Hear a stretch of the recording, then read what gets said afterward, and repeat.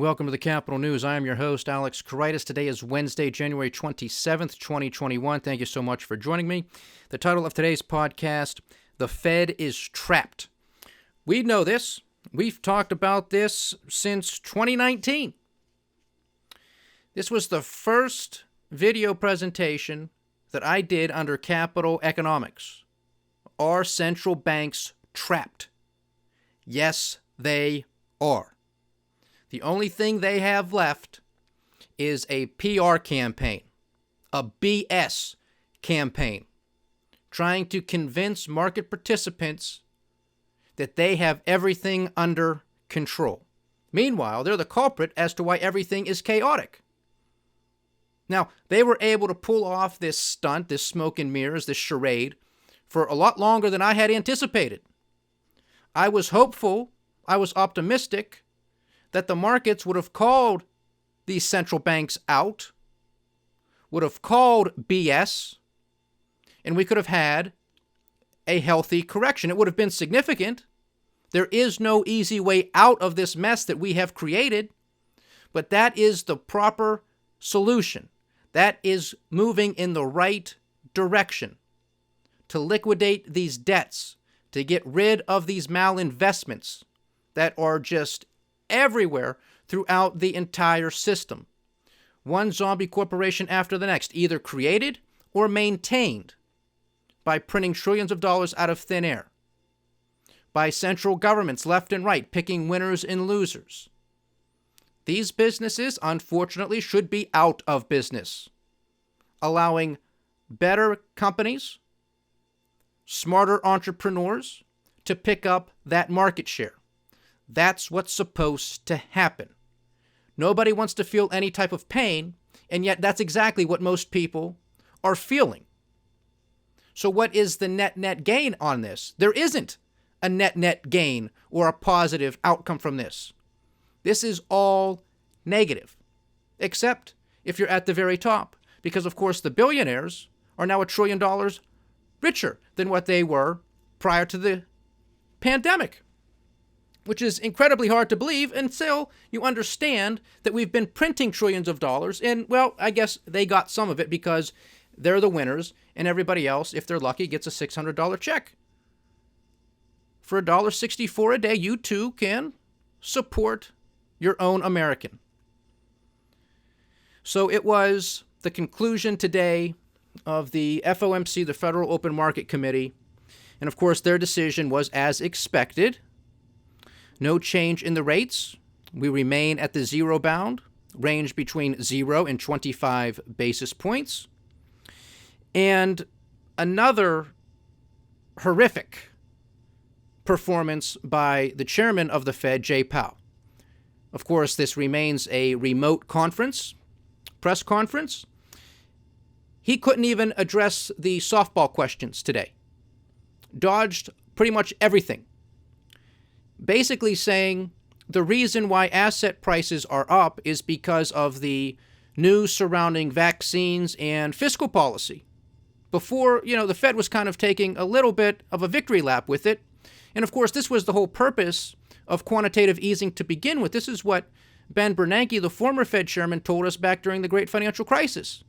We want to generate a wealth effect, meaning we want stock prices and other financial assets to go up, with the belief being that if that's the case, those who own and hold those financial assets will become wealthier, and with that wealth, they will start spending more money. It's the trickle-down effect, basically. Well, this only works to a degree and not on a large enough scale to really juice the overall economy. This just simply does not work. But you have to understand who these jokers are working for, and it is not the everyday man and woman in this country. It isn't. Follow the money. Ask who benefits. You do that, you're going to be on the right path probably 80+% of the time. The rest is filling in some details and connecting some more dots. Follow the money and who benefits. So before, Jay Powell was saying, yeah, we're somewhat responsible for this. That's what we want. We want the wealth effect to go. And now all of a sudden, no. It's not because of global liquidity. It's not because of what central banks are doing. No. It's because there's now the rollout with the vaccine and anticipation of further fiscal policy measures. Well, why might Jay Powell be saying this? Because he is doing damage control. He doesn't want to be held responsible when this everything bubble bursts. He would rather have a convenient excuse to say, well, fiscal policy didn't come to fruition, or the vaccine didn't prove very effective. Because he is admitting, he is saying, as he did today, that the best route forward, the best path forward is for everybody to become vaccinated. Then the economy can get back on solid footing. So is Jay Powell now a scientist, an epidemiologist, telling everybody that they have to get vaccinated? Or does he understand, and is he basically admitting, if you read between the lines, that we're trapped, we're out of ammunition, we've done so much, we can't do any more, now we have to hope and pray that these vaccines work and that everybody is fine after taking them, no adverse side effects, and that everything goes back to quote-unquote normal, as everything was normal before 2020, before COVID-19. And it wasn't normal. That is not sustainable. So that's the path. That was the advice. Those were the words of wisdom from Jay Powell today. Admitting that there's only so much more that the Federal Reserve can do. And in fact, to me, it was admitting that the Federal Reserve can't do much of anything else. Sure, they'll continue to print some money, but the question is, will the markets buy into it? Because there are a lot of people online that simply say, as long as the Fed keeps printing money and as long as the Congress keeps spending money, well, then these markets are going to continue higher. There's a limit to everything. And I just don't think it's that easy. It's been that easy for a while. And again, it went further than I thought it would, which is typically the case, because timing these things is basically impossible. But nonetheless, this is going to hit its limits. We're putting too much weight on the bridge. Okay? Yes, a bridge can withstand a little bit extra stress, but if you keep doing it, you keep pushing, sooner or later that bridge is going to collapse, and I think we're close to that point. Here's a headline off of Trading Economics, right? Wall Street suffers worst day since October. The Dow Jones plunged over 600 points, while the S&P 500 and NASDAQ, both ended 2 percentage points lower on Wednesday as worries about a slow vaccine rollout and surging coronavirus cases offset optimism about the new Biden stimulus plans. The shift in sentiment was accompanied by growing concerns about stock bubbles, highlighted by options-fueled stock market mania for shares such as GameStop, which is something we're also going to talk about here today too, because this is simply out of control. This is what happened. I'm sure many of you have seen or heard about GameStop over the past, I don't know, what week and a half here? This thing is going to the moon. It's going to Mars. For all intents and purposes, this is a company, a retail company in the video game space that is basically headed towards bankruptcy and going out of business. Just because there's a lot of competition, because you don't have to go to stores to buy video games anymore. A lot of video games are now downloaded, and you can get them from other places. And we know that retail has been suffering to begin with.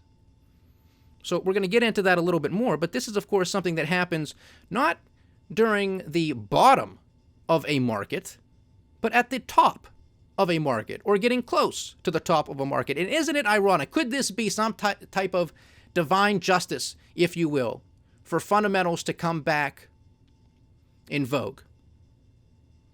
Because this game that we're all playing here, turning markets into a casino, could this be it? Could this be game over?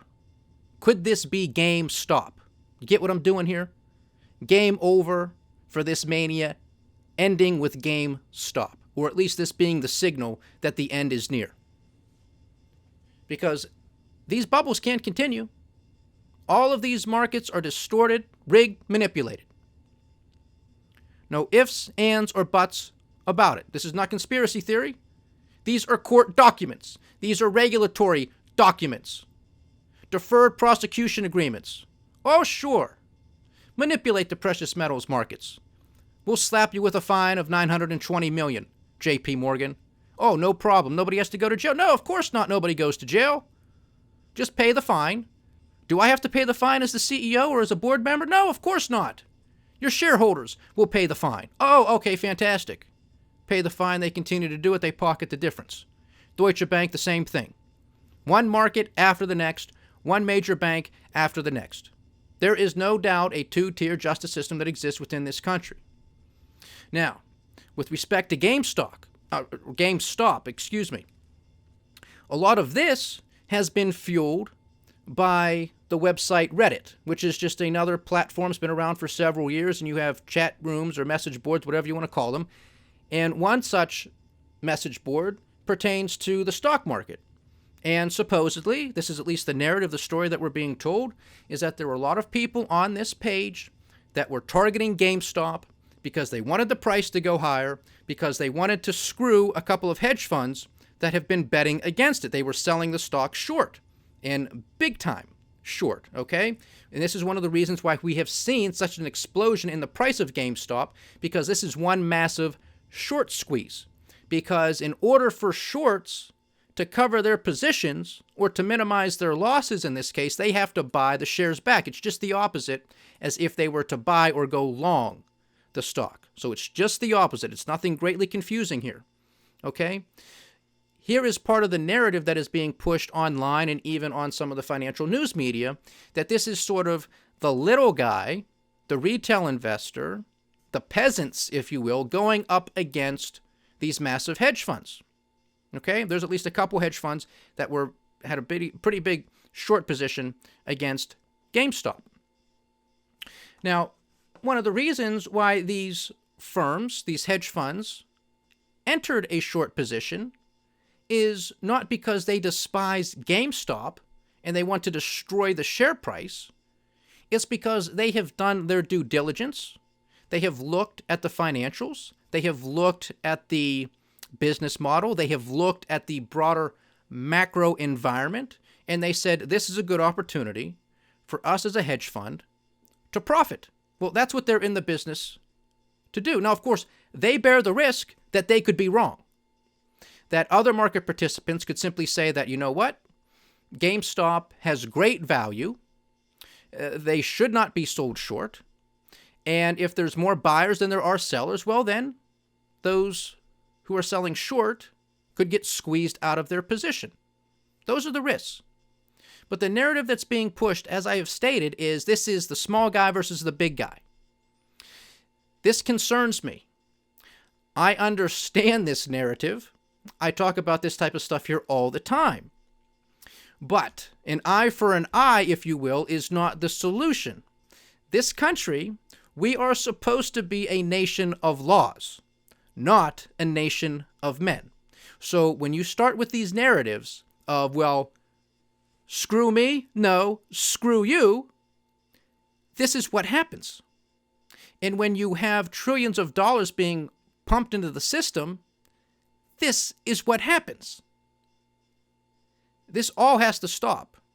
And what concerns me is that there is going to be more people who end up becoming losers as a result of this, as opposed to those who are making, some huge profits off of this. Because what I think a lot of these retail investors fail to realize, and I'm not defending hedge funds per se, but I'm just saying what the facts of the case are. Because not all hedge funds, not all rich and wealthy people earned such wealth by nefarious means. Most of these people are self-made. They came from nothing. They came from a trailer park. They came from dirt roads. I'm serious. They come from middle-class families. They are self-made, most of them. So to throw this blanket over top of it and saying, well, we're the small guy. This is a hedge fund equals evil. Let's screw them because they've screwed us. That is a dangerous game to play. Because what is a hedge fund? They're managing money. Well, whose money might they be managing? Is it just their own? Now, if it was just their own, you could say, well, all right, we know that this hedge fund, they did earn their money through the various means, through nepotism, through fraud or corruption. That's a different story. Not that it's necessarily justified in doing it, but you can sort of understand it. But what if these hedge funds, and maybe not them, but another one who might be next in line in the crosshairs with these guys, who knows what's next? What happens if these hedge funds are managing money for pension funds? Because the pension fund manager could simply say, hey, we have a lot of money. We're going to do our best to manage it, but a certain tranche of our assets under management, we're going to invest that with a hedge fund. And we're going to do our due diligence. We're going to find out hedge funds that have performed well. We agree with their overall strategy. And we're hoping that we can get a nicer return from them than what we otherwise could earn. Because if the asset manager for the pension fund could earn more than the hedge fund, then why would he give it to the hedge fund, right? So this is not necessarily just a bunch of rich guys who are managing a hedge fund getting screwed here. This could be your average American and their pension fund getting whacked right now. Do you think these people on Reddit understand this? Do you think they care? And a question, of course, you can ask yourself, well, should they care? What difference does it make, right? These are markets. Everybody bears their risk. This type of behavior does not happen in a sound environment. We are not in a sound environment, and continuing to throw gasoline onto this burning inferno is not going to solve the problem. Because we're talking about a stock that was trading at about $4 per share last year. It's now trading at $347 a share. It went up 199 points today alone. 135%. One day alone. How many people, retail investors or otherwise, bought this company, bought these shares at $300 a share, $347 a share? If this stock can go up 134% in one day, what's to stop it from going down 50% in one day, or even worse? Are these people ready for this? Can they afford to lose that kind of money? What about the trust factor moving forward from here, with people wanting to invest in these markets, if we can even call them markets anymore? This is worse than a casino. Your hard-earned income. Want to put it away in a market that one day a stock goes up 100%, next day it's down 50%. Is that any type of stable business plan for you? Are you going to feel comfortable putting your money in that type of environment so you can secure yourself and your family a nice retirement? This is what happens when you print trillions of dollars out of nowhere. This is what happens when you have a government that takes no responsibility for anything. This is what happens when you have a country that doesn't care, that doesn't pay attention, that's more concerned about whether the Democrats win or the Republicans win. That's all they care about, Team Blue or Team Red. Meanwhile, the country's getting screwed. This is what happens. Highly predictable. And this might just be the tip of the iceberg, and I think it is. Because the Fed is trapped, they're out of tools. All they can continue to do is BS their way out of it and hope enough people buy into it to keep these asset prices higher, because once this market comes down, that's it, all bets are off. And it's not just the stock market, because that's small potatoes in the grand scheme of things, because if the bond market gives way, look out, there ain't nowhere to go. There ain't nowhere to run and hide to. So I hope you understand that narrative. I hope you understand that these hedge funds, or any short seller for that matter, yes, they have to bear the risk, just like somebody who buys the shares long, to buy them and to go long. But there's due diligence. There's research that's done. And quite honestly, their thesis is right. But that's, I guess, what makes a market. If there's more buyers than sellers, something like this can happen. But now the question is, and I think there's some hypocrisy on this too, because if there was a notorious short seller who went on financial media and of course was talking their book, because that's what they all do. They all talk their book of business. Why people should buy a particular stock or why they should be selling it. If enough people were to get on board and sell that stock, I can almost guarantee you that the SEC and other regulators would be all over that individual for trying to drive the share price lower. But if there's collusion or a movement online to move a share price higher, well, then there's seemingly no concern. That's a bias to the upside. That's some hypocrisy here.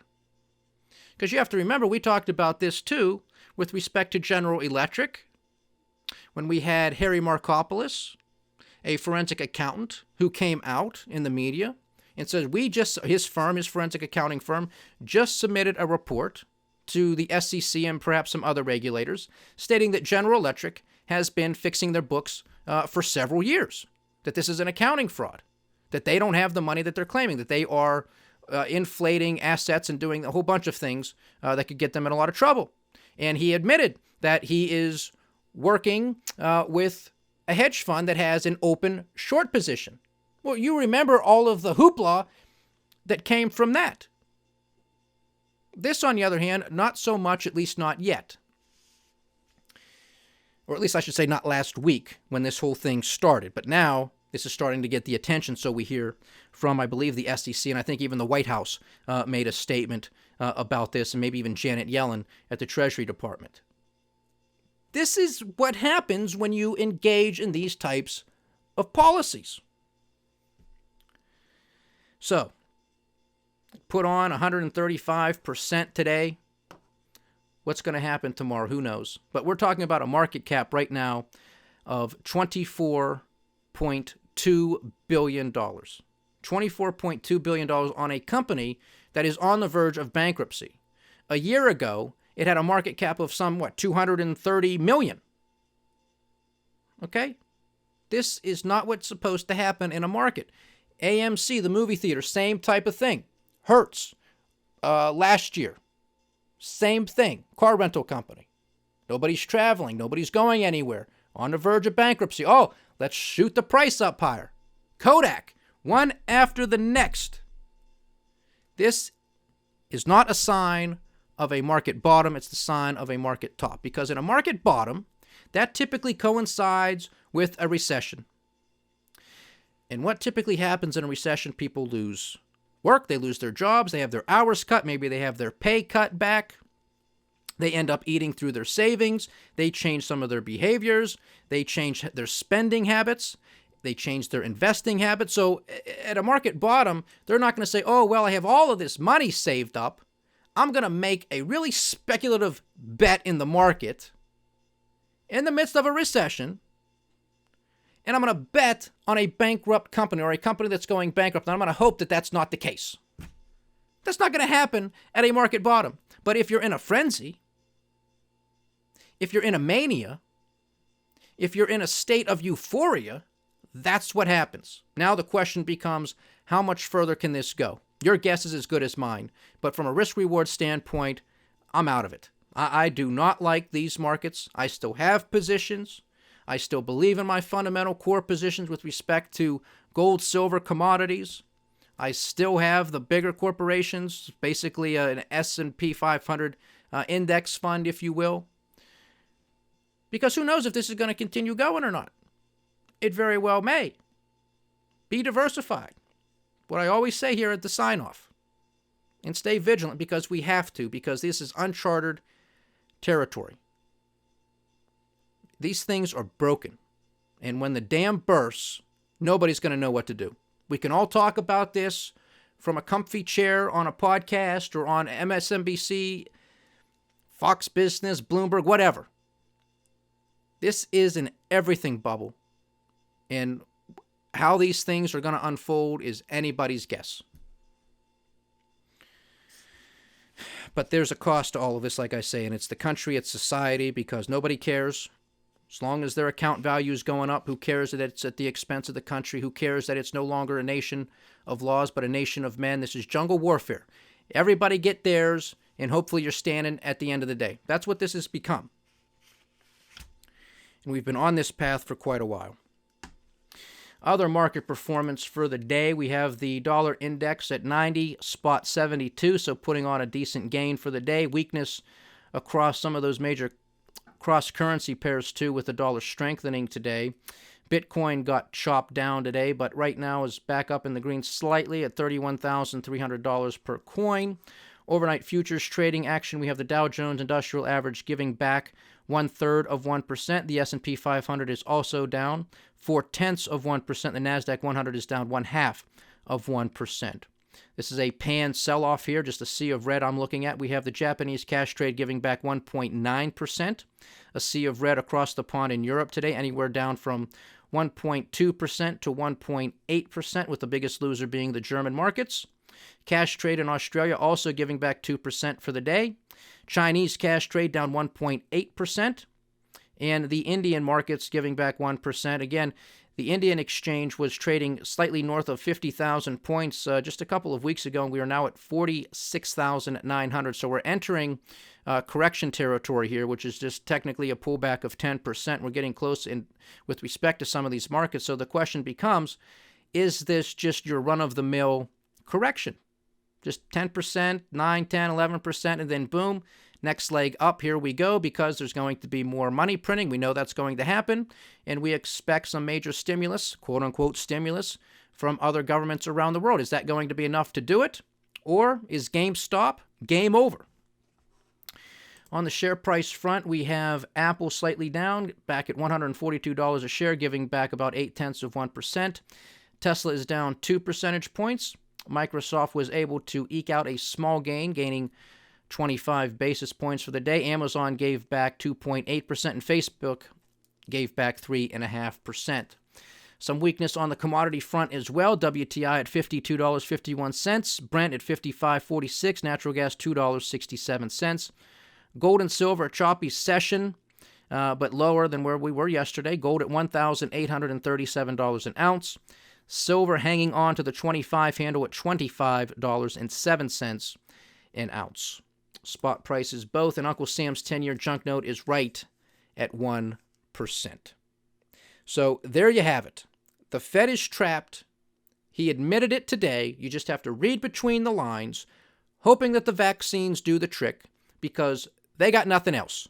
They can come out and say yield curve control this, quantitative easing that, blah, blah, blah, blah, blah. Another emergency facility, partnering with the Treasury, blah, blah, blah, blah, blah. It doesn't matter. They might be able to fool enough people for a little bit longer, but that's all it is. That's all it is. You cannot run an economy off of this. And I didn't even get into this yesterday or today with respect to the IMF's World Economic Report, or their outlook, but they even mentioned commodity prices. We'll have to talk about that tomorrow a little bit, because they know what's coming.